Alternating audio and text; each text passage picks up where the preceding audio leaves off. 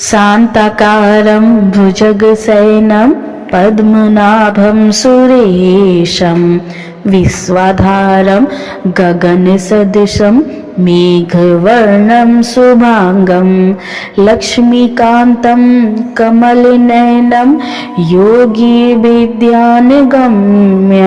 वन्दे विष्णुं भवभयहरं सर्वलोकैकनाथम्। हरे कृष्णा, राधे राधे। आइए श्रवण करते हैं कार्तिक मास महात्म्य अध्याय 6। नारद जी बोले, जब 2 घड़ी रात बाकी रहे तब तुलसी की मृतिका, वस्त्र और कलश लेकर जलाशय पर जाएं। कार्तिक में जहाँ कहीं भी प्रत्येक जलाशय के जल में स्नान करना चाहिए। गर्म जल की अपेक्षा ठंडे जल में स्नान करने से 10 गुना पुण्य प्राप्त होता है। उससे 100 गुना पुण्य बाहरी कुएं के जल में स्नान करने से होता है। उससे अधिक पुण्य बावड़ी में और उससे भी अधिक पुण्य पोखर में स्नान करने से होता है। उससे 10 गुना झरने में और उससे भी अधिक पुण्य कार्तिक में नदी में स्नान करने से होता है। उससे भी 10 गुना पुण्य वहाँ होता है जहाँ 2 नदियों का संगम हो, और यदि कहीं 3 नदियों का संगम हो तब तो पुण्य की कोई सीमा ही नहीं। स्नान से पहले भगवान का ध्यान करके स्नानार्थ संकल्प करना चाहिए। फिर तीर्थ में उपस्थित देवताओं को क्रमशः अर्घ्य, आचमनीय आदि देना चाहिए। अर्घ्य मंत्र इस प्रकार है। हे कमलनाथ, आपको नमस्कार है। हे जलसाई भगवान, आपको प्रणाम है। हे ऋषिकेश, आपको नमस्कार है।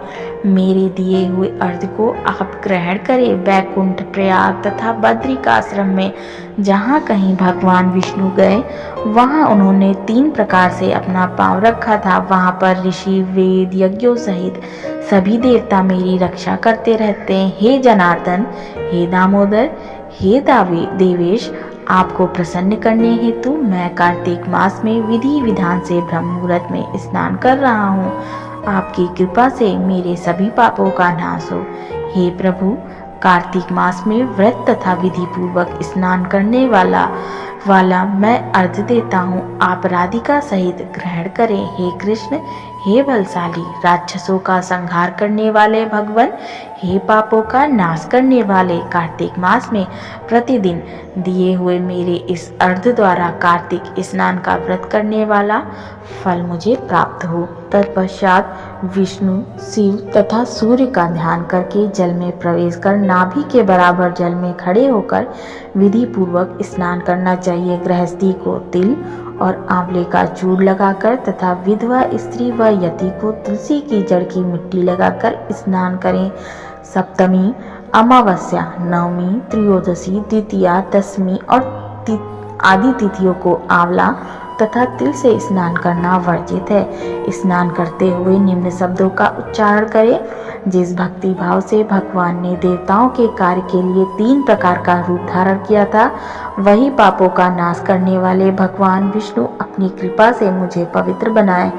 जो आमनुष्य भगवान विष्णु की आज्ञा से कार्तिक व्रत करता है, उसकी इंद्र आदि सभी देवता रक्षा करते हैं, इसलिए वह मुझको पवित्र करे। बीजों, रहस्यों तथा यज्ञों सहित वेदों के मंत्र, कश्यप आदि ऋषि, इंद्र आदि देवता मुझे पवित्र करे। अदिति आदि सभी नारियां, यज्ञ, सिद्ध, सर्प और समस्त औषधियां, वह तीनों लोगों के पहाड़ मुझे पवित्र करें। इस प्रकार कहकर स्नान करने के बाद मनुष्य को हाथ में पवित्र ती धारण कर देवता, ऋषि, मुनियों तथा पितरों को विधि पूर्वक तर्पण करे।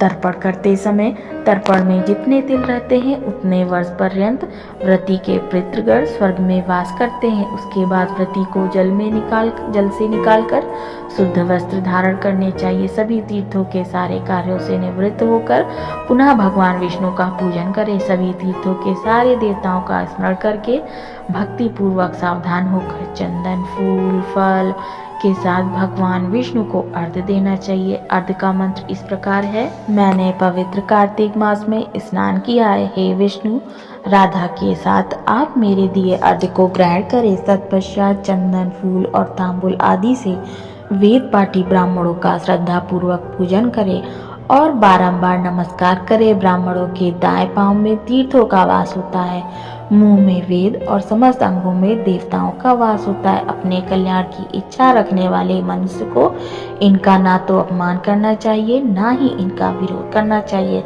फिर एकाग्रचित होकर भगवान विष्णु का प्रिय तुलसी जी की पूजा करनी चाहिए। उनकी परिक्रमा करके प्रणाम करें। हे देवी, हे तुलसी, देवताओं ने ही प्राचीन काल से तुम्हारा निर्माण किया है और ऋषियों ने तुम्हारी पूजा की है। हे विष्णु प्रिया तुलसी, आपको नमस्कार है। आप मेरे समस्त पापों को नाश करो। इस प्रकार जो मनुष्य भक्ति पूर्वक कार्तिक व्रत का अनुष्ठान करते हैं, वे संसार के सुखों का भोग करते हुए अंत में मोक्ष को प्राप्त होते हैं। जय श्री कृष्ण।